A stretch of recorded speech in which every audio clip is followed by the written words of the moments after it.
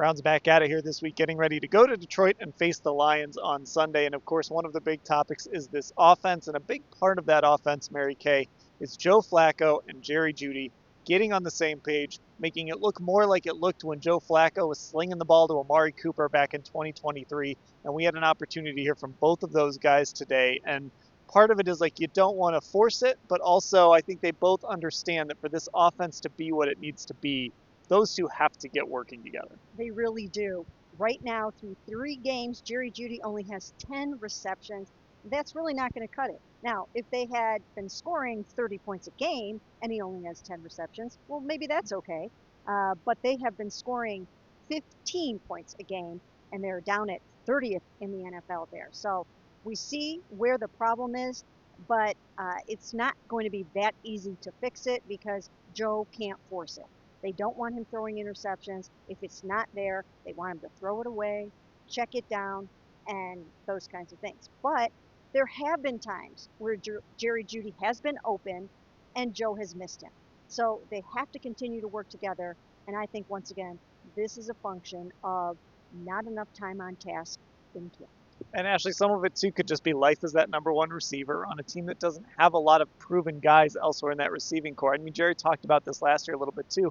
He was noticing some safeties kind of helping a little more than he's used to and things like that. So for Jerry, I think he's got to do some adjusting as well to life as being the guy in that receiving core. Yeah, and especially these first couple of weeks in this Browns offense, these opposing defenses didn't even have to really worry about a run game for the most part. I thought Quinshon Judkins obviously got going a little bit, but that made it even easier for them to really home in on Jeudy in terms of what they were stopping. But look, I think too, the interesting thing in that game on Sunday was the fact that Jerry didn't get a target until there were only 58 seconds left in the first half. And he said today, you know what, sometimes you design the play up for you, but the way the coverage is, they can't get it to you. But I do think there needs to be a more concerted effort, obviously. You can't go that long in games without even giving him a target.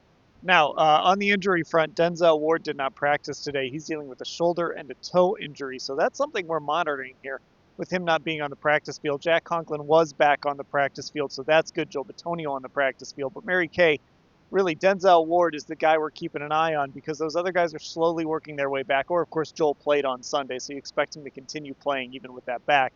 But, man, if this team doesn't have Denzel Ward, that certainly changes things. Well, it absolutely does. We all saw what happened in Baltimore when Denzel did not play most of the game. So he's got this shoulder that has been bothering him since training camp. Now he's got a toe, and we just don't know.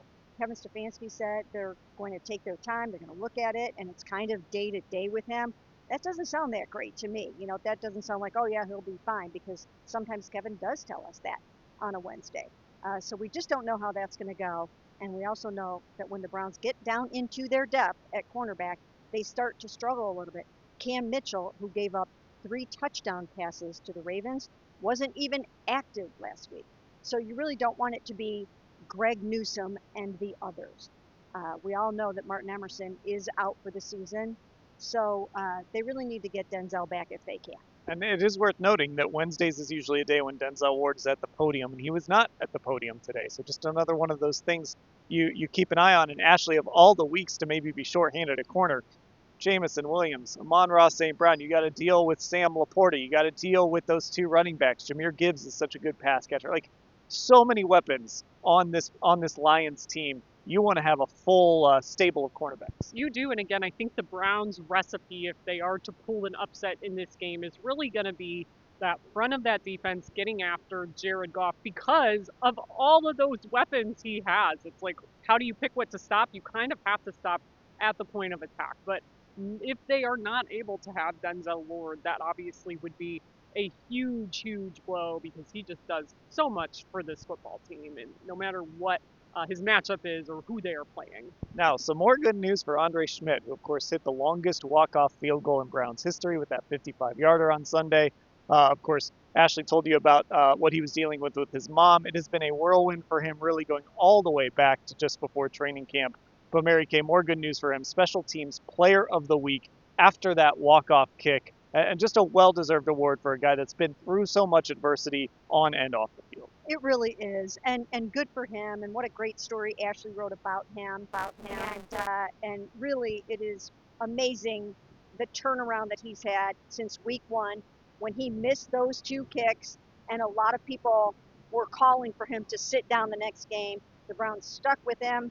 They hung in there with him. The whole football team hung in there, and they have been rewarded, and now he has too. Yeah, and Ashley, he just seems so, I don't know, genuinely happy to be in the moment. He's pretty even keel, but he just seems so kind of happy to be having this success. He'll stand there and talk to us. He did multiple scrums after that game on Sunday, again today, standing there answering every question. Like, he's just seems to be enjoying this moment on top of everything else. He does, and I think you get that sometimes with these guys who it's not super easy in terms of the start of their NFL career or even getting into the league. Andre Szmyt is a guy who had a lot of success in college. He won the Lou Groza Award at Syracuse as a freshman, given every year to the best kicker in the nation. But he couldn't get really an in the NFL. He was on the Bears practice squad for a stint. It didn't work out there. He went to the UFL, had some success there. The Browns came calling last year, never kicked in a game. So it's been a long time that Andre Szmyt, the 26-year-old now, has had to wait. So definitely that appreciation from him. I think you see it, you feel it. All right, we'll have full coverage of everything that happened here today as the Browns begin their preparations for Detroit, all at cleveland.com/Browns.